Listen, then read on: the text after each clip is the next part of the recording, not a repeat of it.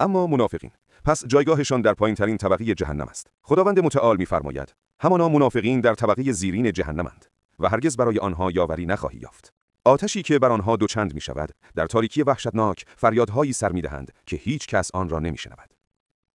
گناهکار دیگر همان فردی است که دروغ می‌گفت و غیبت مردم را می‌کرد. پس این گروه زبانشان با قیچی آتشین بریده می‌شود.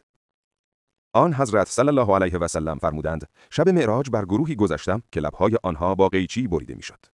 اما زناکاران، پس بدنهای آنها با آتشی سوخته می‌شود که هرگز خاموش نمی‌شود. پیامبر صلی الله علیه و آله و سلم فرمود: زیرا آنها آتش شدیدی روشن می‌شود که هر زمان به آنها نزدیک می‌شود از شدت آن فریاد و درد می‌کشند، مگر آن کسی که توبه نصیبش شده باشد نجات می‌کند. گناهکار دیگر شخصی است که خون بیگناهی را ریخته است. پیامبر صلی الله علیه و آله و سلم فرمود: نابودی تمام عالم نزد خدا آسان‌تر از ریخته شدن خون مسلمان است.